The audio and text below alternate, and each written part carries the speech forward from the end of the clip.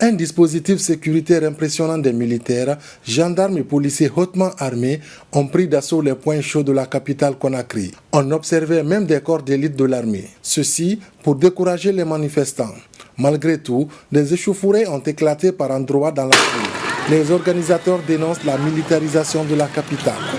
Nous avons procédé à ce qu'on appelle l'utilisation rationnelle du terrain en cherchant à s'adapter au contexte et c'est ce qui fait que par endroits vous avez constaté que le mot d'ordre s'est transformé en une ville morte. L'essentiel, c'est l'appel que nous lançons soit entendu qui consiste à demander au CNRD, à la junte au pouvoir, d'accepter la main tendue des forces sociopolitiques de notre pays, à ouvrir un cadre de dialogue inclusif, sans tabou, qu'on puisse discuter des questions clés qui nous mènent vers le retour à l'ordre constitutionnel parce que la transition est éminemment politique. Pour cette journée, la ville était presque paralysée. Les activités ont tourné au ralenti. Les commerces et autres lieux étaient tous fermés. Le trafic était très fluide dans certains quartiers. Nous, on avait la psychose, on avait peur d'ouvrir nos centres de réparation. Par peur, qu'il y ait des manifestations violentes et on casse, nos boutiques.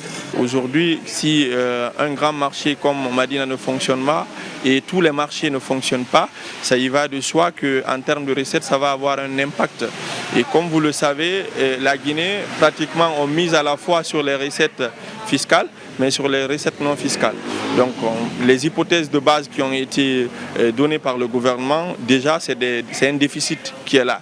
Donc si chaque jour ou bien chaque semaine ou chaque 2 semaines ou chaque mois on constate une certaine paralysie de l'activité économique, ça va avoir un impact très considérable sur les recettes de l'État. À l'intérieur du pays, l'appel a été largement suivi par endroits. Des actes de violence ont été enregistrés dans les villes de Labé et Mamou. Pour l'heure, aucun bilan n'a été dressé par les autorités. Du côté du FNDC, on parle de 3 morts.